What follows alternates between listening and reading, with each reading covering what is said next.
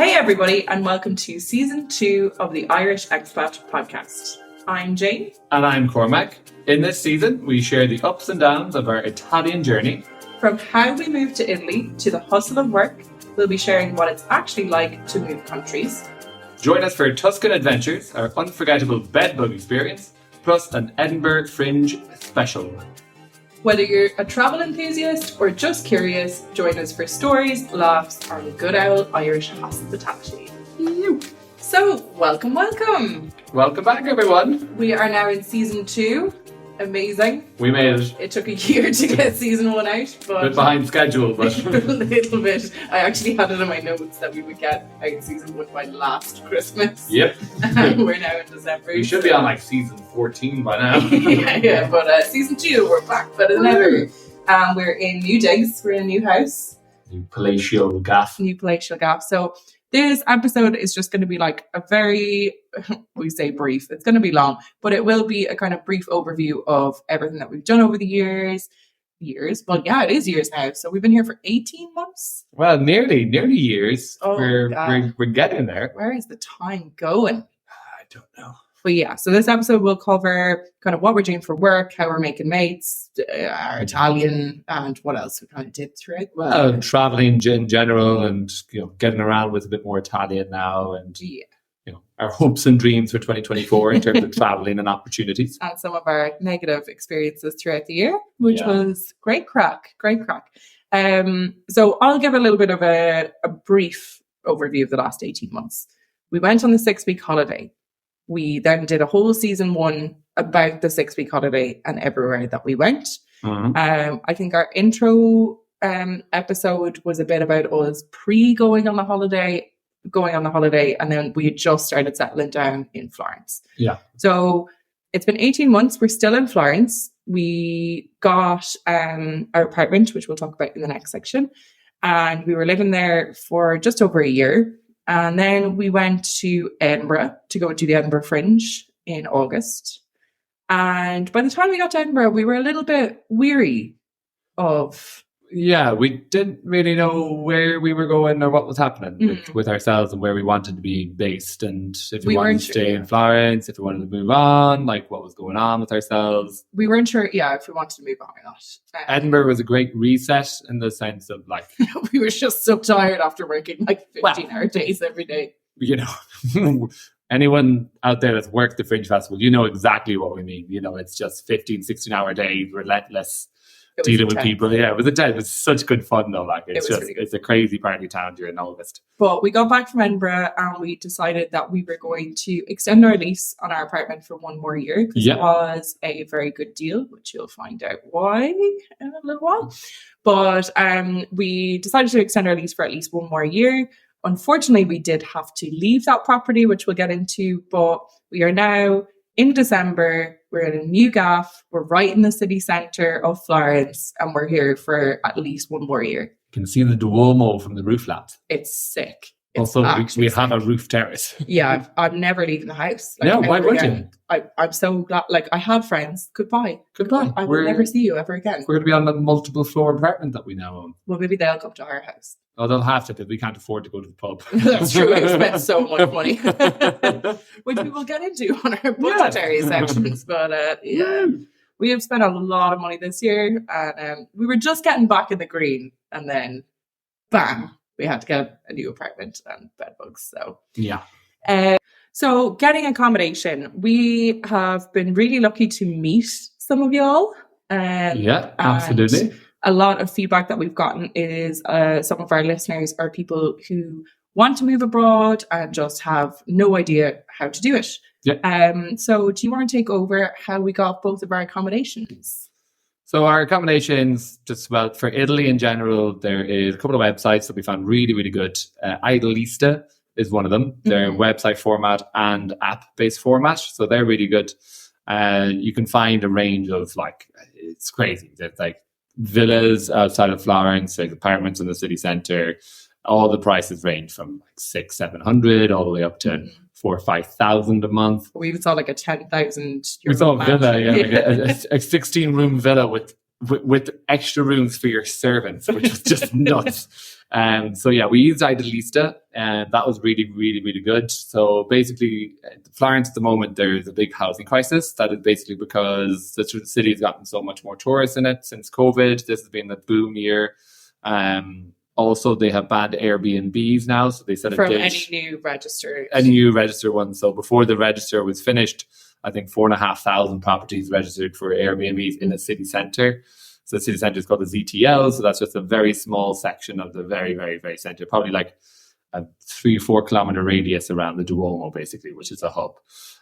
So yeah, finding anything inside of that's really difficult. There's some residential areas just outside, but that you're talking a 25-35 minute walk into the centre. So for me, with my job, I have to travel to it because I work in a bar. So we had to find something in the centre. Yeah. So basically that entailed looking at Idealista every single morning, setting notifications on our apps, on our emails, and then just praying and looking at applying for everything.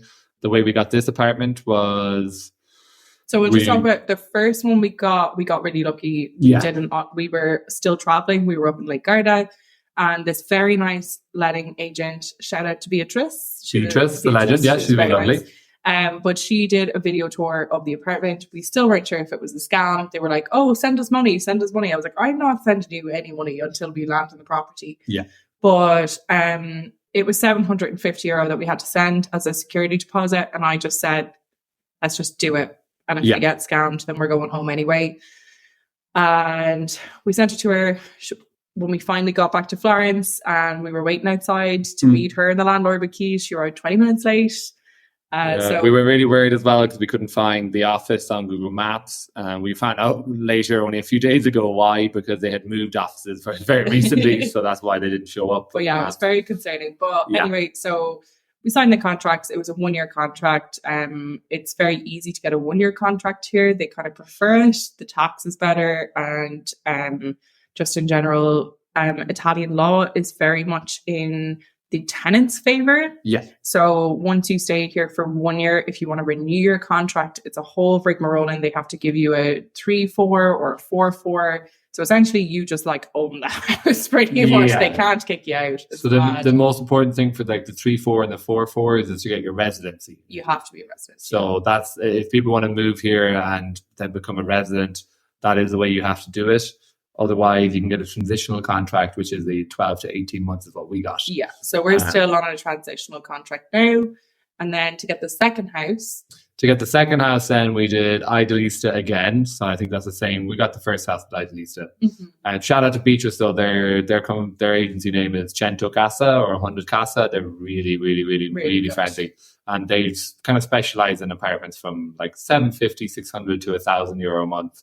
They do small one bed, 1 year contract. So Cento Casa is one of the best agencies for just like cheap, cheerful. If you just want to move to Italy, like we did. Yeah, just type in 100 Casa. 100 Casa. Yeah. And so for us, then I found the new apartment on Idealista. I was just searching every single day because we were trying to get out of our current situation in our last apartment. And then I found it. It went really quick. I found it within 45 minutes.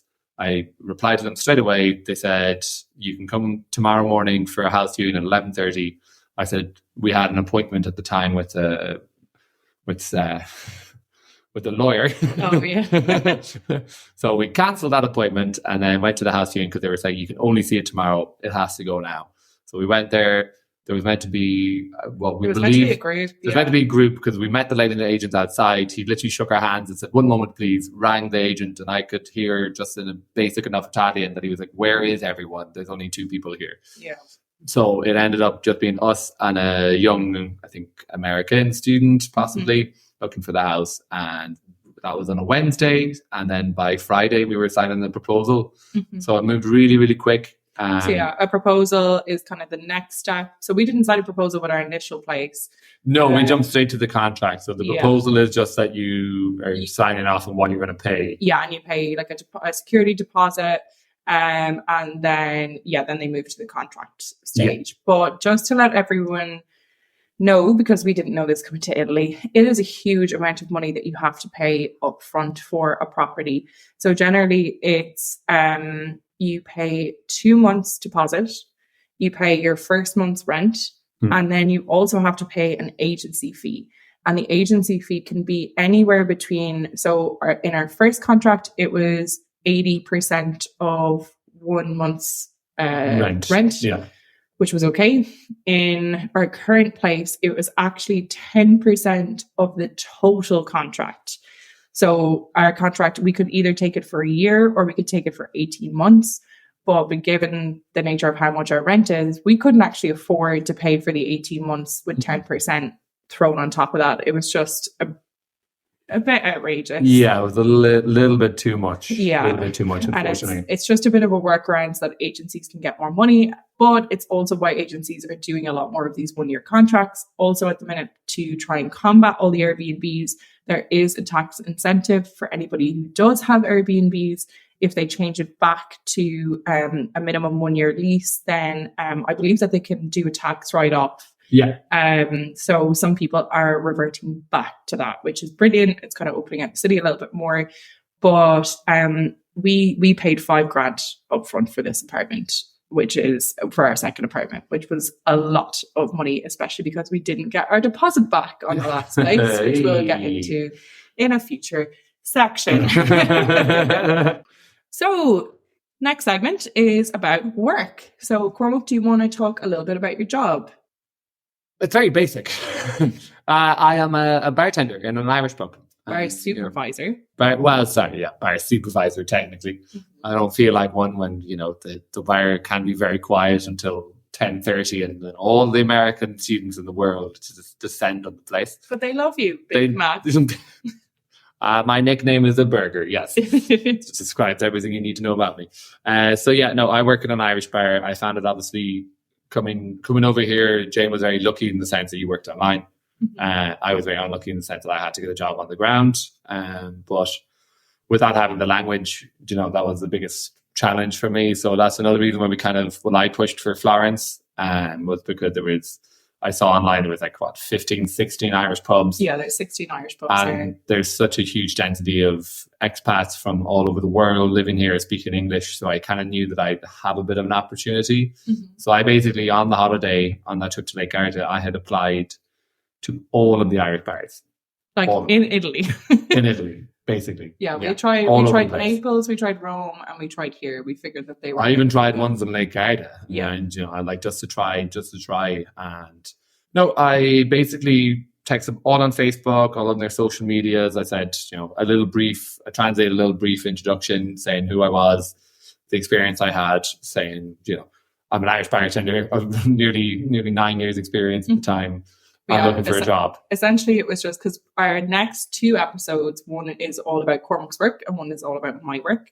But essentially, you got a couple of replies and it was literally just Simon got back to you in English being like, when are you here? All the replies were so formal, so well laid out, just being like, oh, thank you so much for your response. Send on your email. We're very looking forward to meeting you, blah, blah.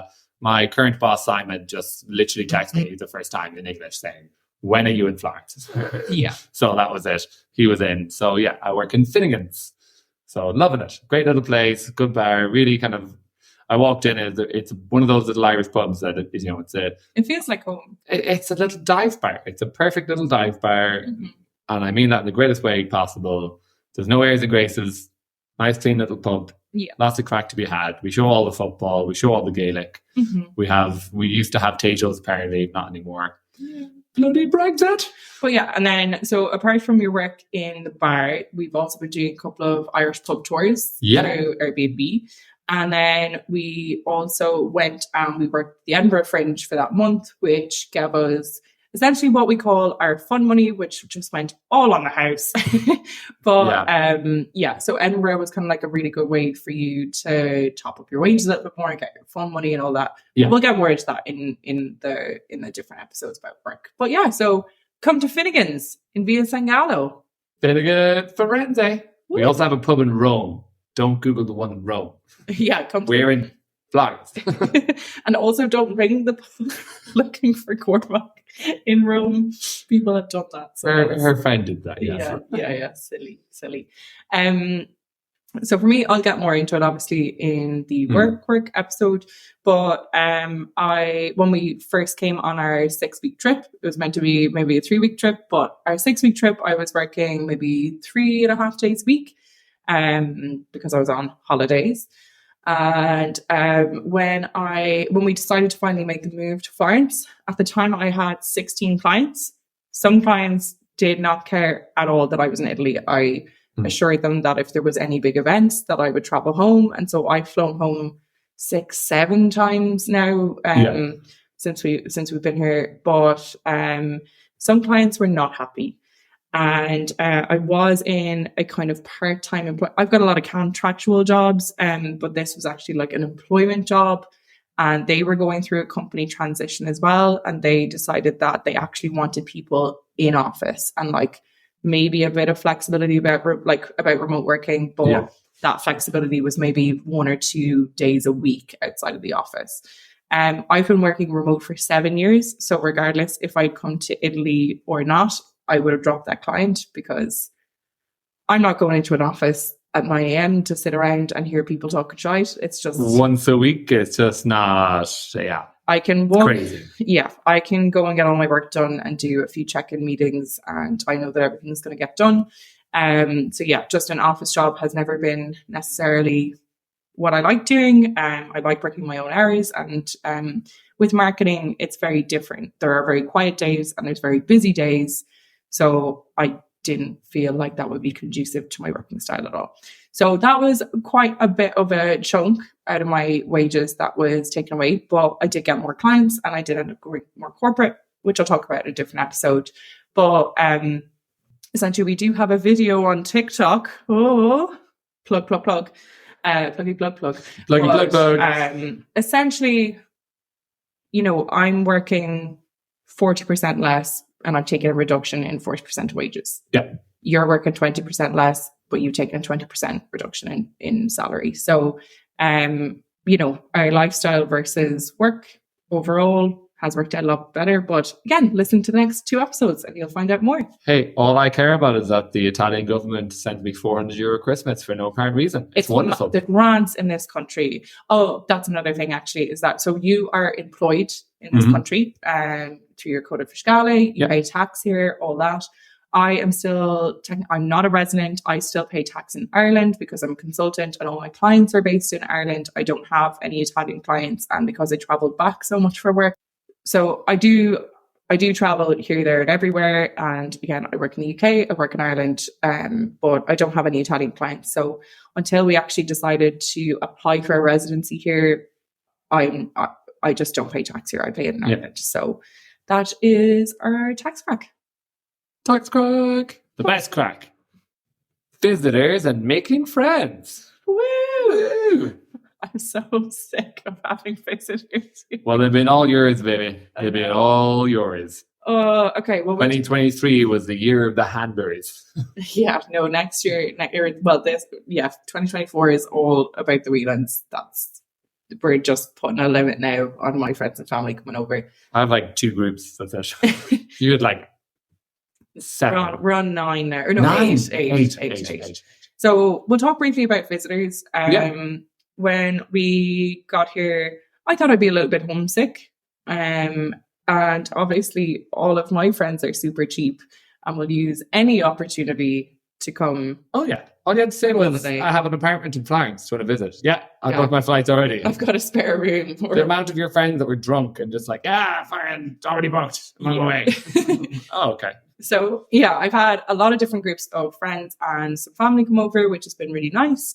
I wish that they'd come and stayed with us when we were in our current house, not in our last house, because this house is bloody palatial in comparison. But anyway, so yeah, my parents came to visit, some family members and some friends, and it's been really nice having them over. I've got that 3-day itinerary nailed down. As my brother says, he thinks that I should be like an official tourist, but he thought it was so good that he requested that there was a toilet schedule on the next one. Yeah, that's true. No, he had a such down to each activity each part of the day. I like an itinerary, you know yourself. So, but yeah, I always planned a bit of an itinerary based on who was coming. But yeah, it's been really nice to have some visitors. And now for this year, your family are going to come and visit, which is great. Finally, yeah, they took their time. But they must have known that we were going to get this apartment. They were waiting. They were waiting. They were just like, just wait another year now. Wait till he gets into this massive... cheeky chappies. Just like... central apartment with a roof terrace. It's like... Yeah, it's not like we're gloating about it now. Yeah, it's true. We're still in the honeymoon period. We've only been in this apartment for 4 days, so I apologize. Absolutely nothing. But making friends, I'll let you kind of. Well, you know, us Irish people are very adaptable to making friends. We go to the pub, and that's where we've met a lot of our friends, especially in work. I was really lucky. A lot of the locals were expats from England, from Wales, from America. Very quick to introduce themselves and like bring us in. Invite you to the pub straight away. We're like, oh, you're here with someone? Bring her down. We want to meet her. So yeah, no, it's been really, really cool in the pub, especially because there's a lovely mix. You have the expats, then you have locals, and you have some Italians from other parts of Italy that are living in Florence as well for work. So we've met guys from Calabria, Puglia, we've met guys from Pescaria. We've met them all over, and like we've been really, really lucky because the pub that I work in is such a mix of demographic. It's half and half English speakers and Italians. Mm-hmm. Most of the younger Italians all speak English, so it's been really, really cool. Yeah. We kind of fell in with a few other bars in town as well that were just, you know, there's a Cuban bar in town that just took us in immediately as well. Boris is his name. He is the doppelganger of Fidel Castro. Yeah. It's incredible. He's mad. I'm not even joking there. It's ridiculous. Like, cigar in his mouth, just walks in behind the bar, smoking a cigar, makes cocktails, and as soon as we had like a nice big tab of drinks from one night, he was just like, I like you guys. Yeah. And I just kept coming back. So every time I arrive in the pub, he puts on Shipping Up to Boston by Dropkick Murphys. Oh yeah. Every effing time. It's just... Yeah, it's hilarious. The tourists who are sitting outside are always really confused because it goes from nice like Latina, Cuban music, it's all good, and then I just show up and it's dun dun dun dun. Remember when we went to Edinburgh, we were gone for like 6 weeks, and when we came back, we literally came straight from the train station with our suitcase, and he started putting on like bagpipe music. Oh yeah, because I told him before we left for Edinburgh that I was just like, oh yeah, we're going to Scotland for the whole month. So he just started putting on like Sweet Flower of Scotland, like the fucking anthem with the bagpipes. We were just like, oh yeah, very funny. And then as soon as we arrived back, he did the exact same thing. He's crazy. We love it. So that is the general gist of how we make friends here. Yeah. So my top tip is just date an Irish bartender because they'll introduce you to everyone.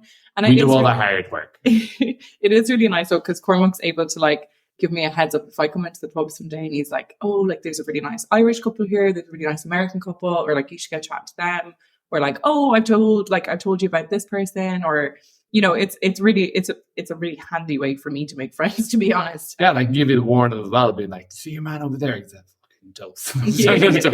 Don't go over. Yeah, but no, it has been really nice. But yeah, most of our circle was centered around the pub, and now we've expanded out like a little bit. So we've met some friends of friends. Now that we're starting to get a little bit more Italian, we've got one of my best Italian friends here, Antonio. He speaks no English, and I speak barely any Italian, and we still get along brilliantly. But you both speak a little French. A little French. If we're getting so I've seen the two of you pissed and speaking perfect French to each other, which I thought was mad. Yeah, good crack. Just mad. Love Antonio so much. So yeah, no, the pubs, Irish pubs, you know, like if you can find a proper little local, that is half demographic of Italians, and depending on your age, on your age, if you come to Florence and you're 25 or under, there's so many different like nightclubs and bars and events and things that'll be on. But I'm not quite hip happening anymore, so I just like my quiet pint. But it's been really nice. We've gone on trips away with these friends. We've gone to rugby matches. We've had dinner parties. It's been really, really lovely. And yeah, most of the bar staff in Finnegan's and in most of the Irish pubs, they're not from Florence, so everyone wants to get to know each other, and they're all just really friendly. So that would be my top tip on making mates: is just go to an Irish pub and start talking rubbish to the bartender. Yep. Or the locals. It always works. And as well, there's a couple of big hostels in Florence as well that all have like open bars. So I recommend as well, go in there, and in a hostel you'll meet someone from every bloody country in the whole world. So yeah, hostels, Irish bars, kind of just, and as well, look for the local crazy places. My biggest thing for this year now is because I do want to, now that we're going to be situated in Florence for at least another year, my big one is that I've joined a couple of different Facebook groups. Again, yes, I'm old, but there's a couple of different Facebook groups for expats, for students, and then also just for like women in Florence who want to go and do different stuff. So that's going to be my thing for this year, is to make a few more like kind of girlfriends and do a few more like girly nights and that sort of stuff. So yeah, but we have a really, really lovely base, which is just one more thing to add is, we're a couple, so it can be a little bit easier to meet people, or to like, we can go somewhere together and then get chatting to other people. But we do know a few other people in, like from the pub, and they have been using different apps. And so one of the bartenders who works there, he goes on, I think it's Bumble Friends, and he just invites people to come and have a pint at the bar. Yep. And he goes chatting to them. And so that is a different way. There are different options if you're... Yeah, Bumble Friends as well. And you invited the guy to the quiz night once from Reddit. From Reddit, yeah. So you never know. And quiz nights, trivia nights, things like that, different events. The Fiorentine magazine and based in Florence is a really good one. Just obviously, it's an English magazine. English magazine tells you all the stuff that's going on, and they sometimes do like little friend circles. And I think one of the English churches here, St. Mark's Church or something, is like a really good hub. Yeah, for English speakers as well. But yeah, just come to Finnegan's. We'd love to meet you. Come for pints. The next section is learning Italian. I'm going to let you kick off with that one. Oh. How did you start learning Italian? Well, originally when I was coming to Italy with you, I'd thought that we'd be going our separate ways after the holiday, and I'd be going to a vineyard northwest of here. And I was doing a little bit of Duolingo. You were doing good. I was doing okay with Duolingo. I was it wasn't my format. Didn't suit me the best. But I was doing little bits. I wanted to do more, but obviously I didn't. I got stuck kind of in the mentality of, I want to have a holiday in Italy. So I decided then, obviously, when I got the job, I was like, oh God, I really have to like learn it. And obviously, when I did my interview with Simon, one of the first things he asked, like, how's your Italian? I was like, non-existent, but I'm trying to learn. So he was super, super nice. Oh, he was so nice about it. So I arrived into an A4 sheet, literally just with like a cheat guide to working in a pub, which was like, what would you like? This is what people are going to say. This is how people were going to order different beers. These are what all the beers are called in Italian. So my learning of Italian was basically through beer, which was wonderful. Or even just like class is the caddy, and then he had like it written out phonetically. He did it phonetically as well, which was hilarious because one of the girls I work with was like, that son of a bee, he never did that for me. So I was really lucky. I literally had a cheat sheet. So I was staring at this cheat sheet for the first week or two, looking up at people and being like, Cosa posso per 30? What can I get you? And they were looking at me like, what the so for me, it was the locals taught me. And so I went really lucky, and it was for my mentality, it was kind of, I think, fight or flight. The two locals who've taught you the most is definitely Luca and Letitia. Luca and Letitia are this really sweet older couple who come in. They love their pints of Guinness, absolutely love Guinness. They went to Ireland like twice in their lifetime. They just fell in love with Ireland and with Guinness, mainly Guinness. And they have been my main teachers. Yeah, they were kind of the ones for enunciation, for pronunciation. Our friend Kier as well was one of the best ones when I first started out. For slang stuff. For kind of, all the little like, no, you don't need to say this, you can only say that. Like, formal Italian is one thing, informal Italian is another beast altogether. And informal Italian is what you use every day and what all the people and all the locals use. So you're very, very near conversationally fluent. I'm nearly there. I can understand, like nearly what everyone says. I can get a gist for it, but I wouldn't know the proper etiquette of replying correctly. But I can do it in my own way, which is very broken. But I'm very lucky. Like that, the best piece of advice that I got was from Kier was, don't worry about anything else but the pronunciation. No matter how slow you speak, no matter how what, just nail the pronunciation, and no matter what, people will understand what you're asking for. And you've been told so many times that you have a brilliant Florentine accent. Yes, weirdly enough, for a man from Leitrim. You have a wonderful pronunciation in Italian. I think it's so funny that us learning Italian, it's like we're going to have like the D4 accents. We're going to have the proper D4. Like we go down to the south and they'll be like these posh fucks with their Italian.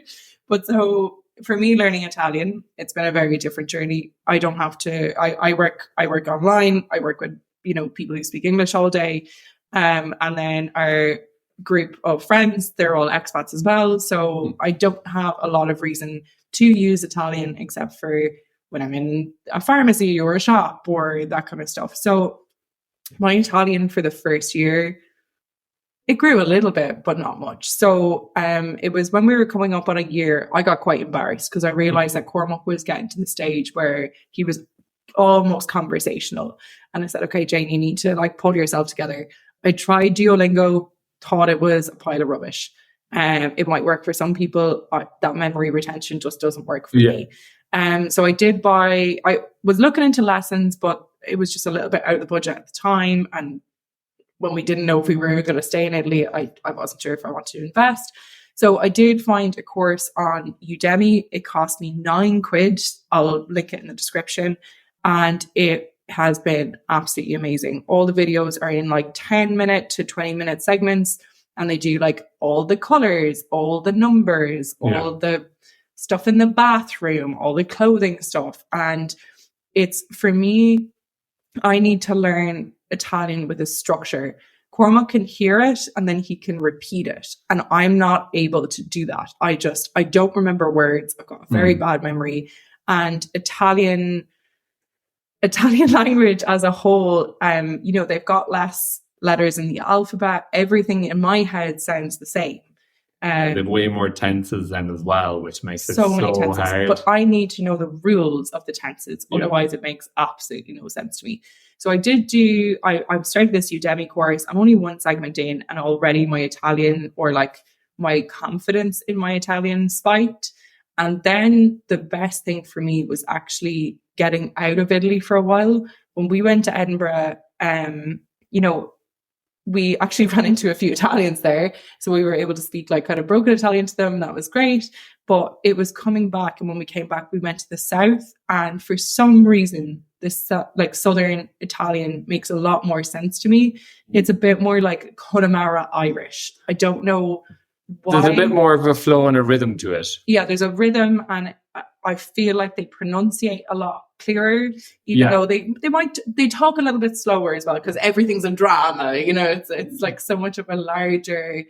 I have to say as well, I find that when you go down to the south and you attempt to learn Italian or speak Italian down there, they're really welcoming of it, and they know to kind of slow down and help you out, whereas the Fiorentines have a different kind of approach where it's like they're just going to continue to talk with the same pace.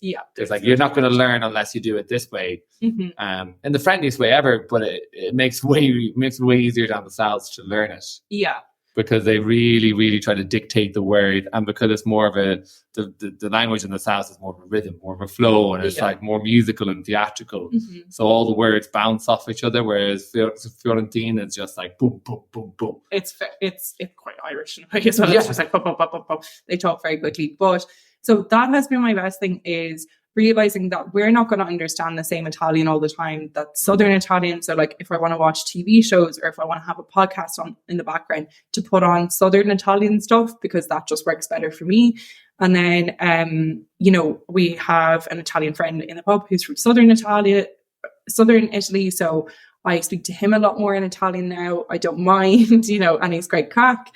But yeah, my confidence since we got back has definitely tripled. And I am starting to know a lot more words. And it's also from hearing Cormac speak Italian that I've been able to pick up a lot of the meaning of words. Or it's just if Cormac says a sentence and I'm like, oh, what was that one word? Cormac's able to tell me straight away, and then I'll just remember it because I remember it in your voice, and then I'm able to repeat it. So I feel like we've been really helping each other. But yeah, so I'm going to continue with those Udemy lessons, and I would like to be, this time next year, I would like to be where Cormac is now. That I can have a conversation back and forth, maybe not be able to fully express myself, but or maybe not get all the tenses right, but to be able to have a broken but nice conversation. This time next year, I'd love to be basically fluent. Mm-hmm. I've really I surprised myself when I started learning that I could actually learn a language, because always in school I was terrible. But it was for me being in it every single day and having to talk with it in work is really, really helpful. So I always have my bar level of understanding drinks and orders, but I want to be able to have actual conversations and ask people like, what are you doing? And like, what's your plan for the week, at the weekend, and like certain things like that. I have to say as well, for like slang words, I'd highly recommend Word Reference. It's another app you can buy. Yeah. We'll link that in the description as well. It's free. Oh, yeah. There you go.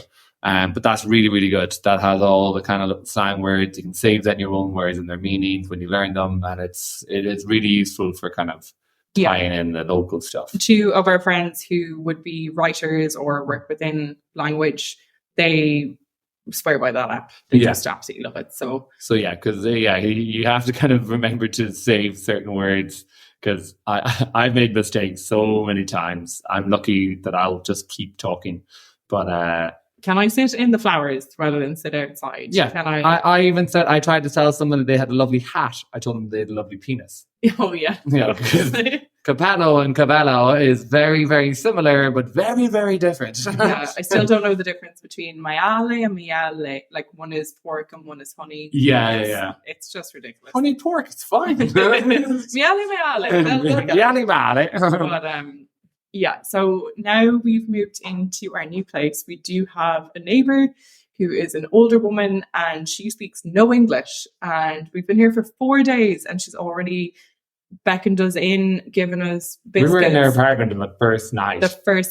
And she offered us drinks, and she plays techno music until 2:00 in the morning. So I feel like that's how I'm going to learn Italian, to be perfectly honest. I mean, that's the perfect way. Yeah. Like, that it's like me in the pub. It's just get caught with people who don't speak English, and then just try and hold on for as long as you can. Yeah.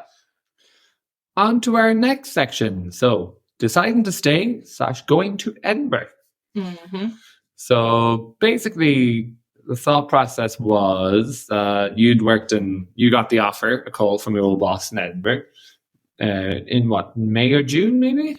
No, it was earlier than that. But I'd worked the Fringe so many times. Yeah. I had a great time working for this company the last time, and I contacted them. Yeah. And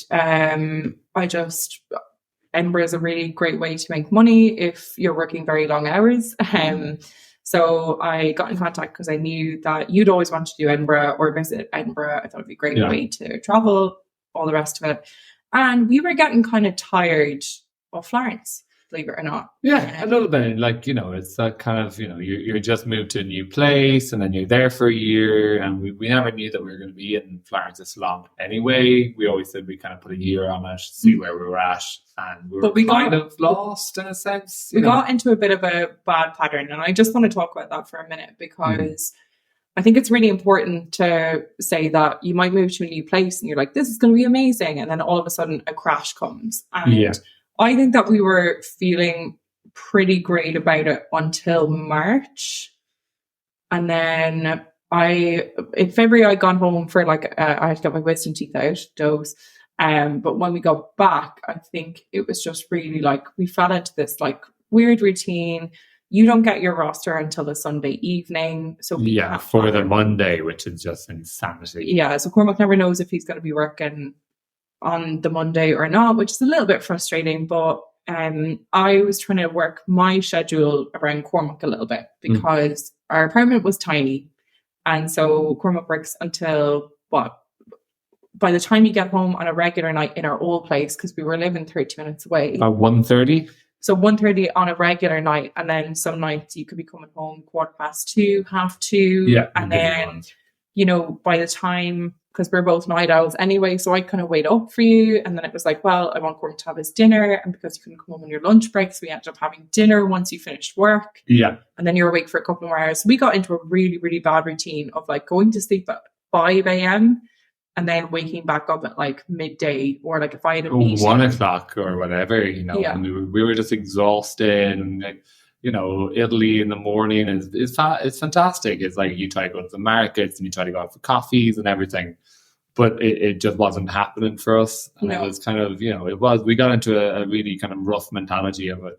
Oh, well, like pub, home, and that's it. Like it was like going up to the pub and like staying there for a bit of a lock-in, having a few drinks, waking up late. I go back to work. Because there isn't a very late night scene on that side of town where we were living. Yeah. So it was just like, well, I'd be at home, we'd get up at like maybe midday or 1 o'clock in the day. All you can really do is go for a coffee, maybe get some groceries before Cormac could go off to work.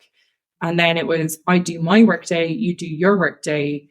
But then it's like, what's there really to do at 1 o'clock in the morning, if we're back at home? So it did end up being like, okay, well, like, I'll start work a little bit earlier and then maybe I'll come up to the pub later on in the evening and then we'll have a bit of a lock-in and we'll have the crack and sure, that's it, then we'll go home. And it just became really repetitive. It became very boring. It wasn't exactly what we wanted to be doing. And like, then we started overextending ourselves because we were like, no, like we want to take advantage. We want to go to events. We want to go to the market. We want to whatever. So we'd wake up at 10 or 11 in the morning. Absolutely exhausted, dragging right? ourselves out, trying to make the most of our Italian lifestyle, and it wasn't worth it. No, we weren't having... We were so grumpy, we were tired, we were only asleep for a few hours. We were like, we have to make the most of the Dolce Vita. Yeah. And it really got stagnant for a while. Yeah. And then the opportunity to go to Edinburgh for the whole month came up. I mentioned it to my boss because I had said to my boss that I wasn't staying for a year anyway. And I was like, look, I'm going to go traveling for August. I'm going to go to Scotland.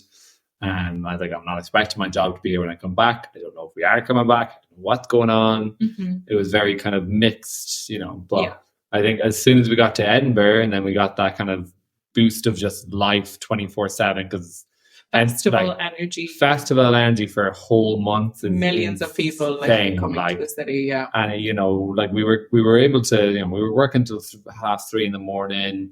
We're staying on site for a drink, then we were still able to go out and get a drink after work together. We were still able to wake up the next day at like 1 or 2 o'clock, go to the site, start our day. Mm-hmm. And we realized that's when we realized that we are night owls, that we do live like that's just the way we are. Mm-hmm. So it is. And I was still able to do like other client work as well, because the more productive I am, the more productive I can be. And it was just, we'd just become very stagnant in Florence. I feel like I wasn't doing my best work. I feel like you weren't doing your best work. I feel like you felt like maybe you weren't progressing enough in your career.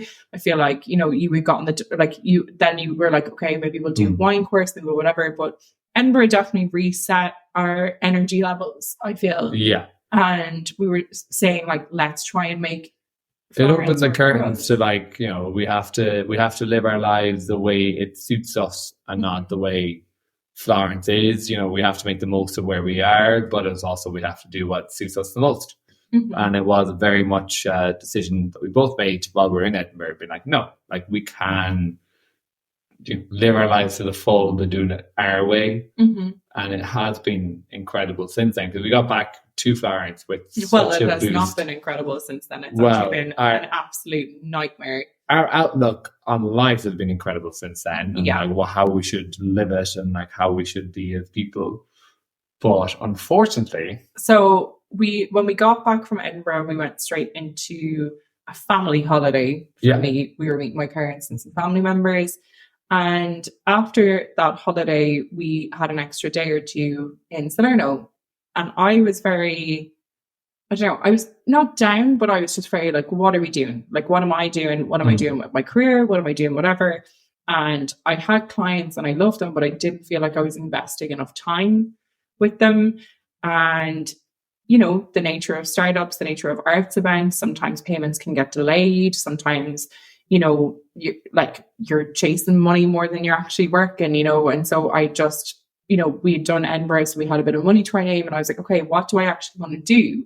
Like, I was just feeling a bit like, not like a career change, but I just felt a little bit like I wasn't creatively doing stuff. I felt like, even like in terms of like marketing, I wasn't developing myself enough. And so we had a really good 2 days in Salerno where maybe they were a little bit negative, but it was just us talking through what our goals were for the next year. And my goal was that I wanted to start developing more of the podcast stuff and doing more like TikTok videos and kind of growing that side of stuff, because I'd never, here and there, I'd always put myself out there, but I'd never stuck to it. I never, I'm always working for clients. And then you always invested more of yourself into clients than towards your own goals. And of course, that was your change of mind there, where you was like, no, I'm going to put it into myself instead of others. Yeah. And so I realized like, no, like I'm never in my life again going to be able to, have a 4-day work week. And so what am I doing with that extra day? Let's do something creative. Let's push myself. Let's do something else. And you were the same way. So yeah, I came over here to learn about wine and to develop my knowledge base and products and kind of bring that experience back to Ireland, what I thought would be 3 or 4 months' time.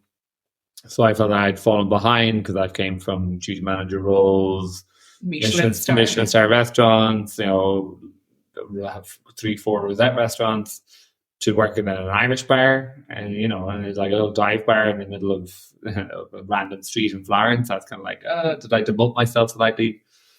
So I wanted to start developing more the opportunity to learn about wine and to learn about the products of Italy and bring that knowledge back in the future to Ireland or wherever it is we go. So for me, it was very much. So what did you do? With all that sweet Edinburgh money. That sweet Edinburgh money, I decided then that I would finally, I've been talking about doing this for 4 or 5 years. It's a WSET, so the Wine Sommelier Education Trust. So worldwide organization. They're very highly respected in the wine world for teaching people all about wine.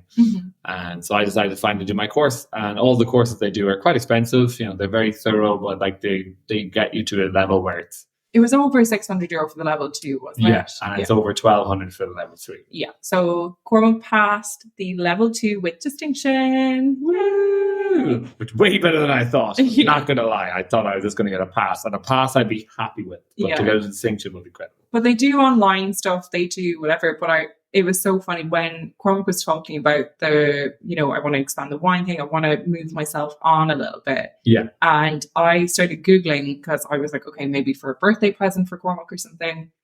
And I started Googling it. And when I saw the location, it's the building directly across from Cormac's pub. Yeah. So I was like, okay, this is a sign. You have to do it. Where else should you do a sommelier course? Only right across the road. But like in the middle of bloody Tuscany. Yeah, the Chianti Hills. How could you do a sommelier course when it's online? That's just that doesn't make sense to me. Or otherwise, then in Ireland, like at the minute, you have to travel up to Dublin.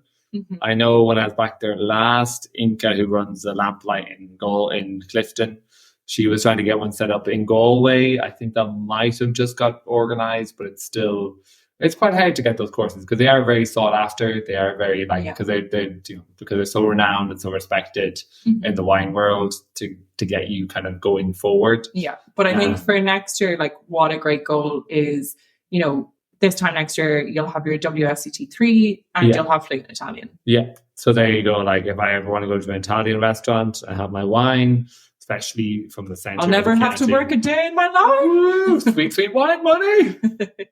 But no, I'm really proud of both of us for just kind of like getting on our goals. And that's what Edinburgh did. It really opened up our eyes to like, no, these are the goals. This is what where we want to be. Why can't we do it? Because we went through such a hectic work schedule for a month, working 15, 16-hour days, trying to organise and run an entire site. A lot of times, it was... People were coming and going. We're going to be doing an Edinburgh episode, so we'll talk all through it. But it was intense. It was intense. So one of our final segments to catch you all up on where we are now is the bed bug. Oh, sweet bed bug. So we are going to do a full episode about the bed bugs. Yeah, so we'll keep this section kind of brief. We'll keep it as brief as we can. Very basically, we got back from Edinburgh. Great mentality, ready to rock. We didn't have a couch in our house. Very basically, I was like, I want to get a couch. Let's look online. Yeah, James found a couch. Let's nest for the winter. Yeah, let's nest for the winter. Let's get our house really set up and cozy and we're going to stay here for the year. Great. Let's really go at this year. Let's make it our own. And we got a couch, and the very same night, Wasn't the couch's fault. I'll put that out there right away. Grand couch, but we discovered in our bed that we had bed bugs. So we didn't really know what they were at the very start until we started Googling. The first night I thought that it was just like a swallow bug. They're very, very, because there's a swallow nest outside of our bedroom window, and like we Googled it, and like swallow bug came up straight away, and we're like, oh, okay, maybe it's that. But night two, more pictures, more kind of evidence. We're like, oh, fuck. So we had brief summary. I'll give a brief summary. We had 3 de-infestations. We spent thousands and thousands of euro. We threw away probably about 55-60% of all of our belongings. We had to get rid of like some really meaningful belongings, which hurts a lot. And we then discovered after 2 months of trying to battle the problem that it was a building issue. It wasn't us. And it wasn't in our apartment, it was in the entirety of the building. And the earliest that we can pinpoint it back, as far as we know, is May. And only the week that we decided to leave that apartment. We spoke to our landlord, and he just was kind of unwilling to really do anything. We had gotten in contact with the Communale, the people who run the building, and they were going to move super slow. And for our mental health, I will get into it in the bedbug episode, but I genuinely feel like bedbugs could send someone over the edge. It just drives you insane. Like, and a lot of people have said like, oh, but they don't affect your health. They're just like they're just bugs and everything. But it's just like you can't sleep. You can't sleep. Feel like you can't cook there properly. You feel like nothing you own is sanitary. You feel itchy, you feel icky, you feel disgusting. The bugs running across you all night long. You can't sleep, and then that's like for 8 to 9 weeks total. Maybe we were dealing with this situation, and like we've had to go and stay in another accommodation, and we've had to steam our clothes, make sure we don't bring the bed bugs with us, and we've had to do everything we own has been in vacuum seal bags since we found them. That it destroyed us. That it just literally destroyed us mentally, physically, and financially. It was horrible. So fun. We'll do a whole huge bedbug episode, but so we are on day 4 in our new apartment that we spent an absolute bloody fortune on. But we're seeing this as like a fresh start. We are now in accommodation that is much more suited to our needs. So do you want to speak on that a little bit? Just the benefits of our new place? The main benefit for me is I am about a 5-minute walk from work, which is fantastic because I used to have like not the worst, like a 15-minute cycle home to the other side of the river. But you couldn't do that on a lunch break. Couldn't do that on a lunch break because then, you only have half an hour in the house and you have to run off again. So I'm able to come home. If I'm cycling to work now, it's a minute and a half. Mm-hmm. So I can come home for my lunch break. I can have dinner here, which means that the routine at night is a lot better than what we had before. So I can actually eat dinner at so we can have lunch before goes to work. We can have dinner at a reasonable time. I can actually go to bed at a reasonable time. So my hours have definitely shifted a little bit. And it's great as well because the new apartment is over at 3 different levels. It's fantastic because it means that if I enter in and I want to chill out on the couch, because our old apartment was really, really, really small. And so it just meant that like if I entered the house and sat down, you could hear me breathing or chewing in the kitchen from the bedroom because it was only a couple of meters away. Mm-hmm. So it just means that we have that little bit of space, that we have our own little kind of, and like I'm one of those people, I love having an outdoor area. And an outdoor area for me is like really centers me, really helps. Yeah. And having a terrace obviously is just like fantastic, or a garden or whatever else. But I think it's great for me. It's that like Cormac's able to come back on his lunch breaks, which means that oftentimes Cormac's going off to work like an 8 or 9 hour shift, and I'm in the house by myself. Even if I'm working, I do get a bit lonely, or you do get a bit of like I can ring people like whenever, but there is that itch of like, I wonder if I'll like go up to the pub tonight, or like, if somebody texts you, but it's a 35-minute walk up to the pub. So once you're up there, you're up there. Yeah. Whereas now it's like, if I finish work early, I can just rock up and have a pint and it's great. Or if you come back from work some night and I'm still up working, and I'm like, hey, do you just like, we went for a late night walk our second night here. Yeah. And like we went and got kebabs actually because we had a bit of a hunger on it. So we were able to walk around, we got a bit of a buzz. We didn't go for a drink or anything, like we just walked around. We just walked around and like, and you know, down different streets that we'd never been down before, and like found all these kind of like hidden little bars, hidden little places where all the Italians hang out in town. Yeah. And it's just like, for the atmosphere of being in the center, it is amazing. And like also now we can, because I can go to bed a little bit earlier, but we're also really close to both of the big markets. So it's not like we have to wake up and it's a 20-minute walk to the side of town to go to the market. We can literally rock up out of bed and it's maybe an 8-minute walk in either direction. And I know that doesn't sound like a lot, that 12 minutes, but like, if you're lying in bed and it's lashing rain, you're like, the last thing I fucking want to do is get up and go to the market. Yeah. Whereas now it's like, no, we can just go for a coffee on the way, go to the market. I was there in less than 10 minutes, you know, like even like the nights that I had left my bicycle behind, it was a 30-minute walk to the pub for work. So now that it's only about 30 minutes for you. I mean, the best timing I ever did from our house to the pub was 38. Yeah. Genuinely. And that's when it was like winter. And I was like fit after Edinburgh, you know. So it really was a lot further than I think we thought. And also the area that we had been living in was dead. Like there was nothing open on a Sunday. There was nothing open after midnight. They're all family-run businesses, all shut on Sundays after midnight. There was one or two sections near us, like Santo Spirito, that would be open, but it wasn't that appealing at night. So it was just, you know, being here in the centre now, having all those areas close to us in the middle, it's just crazy. And we're so lucky. We're just so lucky. That's kind of brought us up to date. Yeah, that's kind of rallied everything up into where we are now. Mm-hmm. And then to what is coming is the big question. Season 2. We've been teasing people so much in this episode alone. Yeah. They don't even know. We just keep on saying, oh, our wages, listen to the next episode. Yeah. Oh, you know this, so stay tuned for more. It just sounds like we're trying to run a podcast.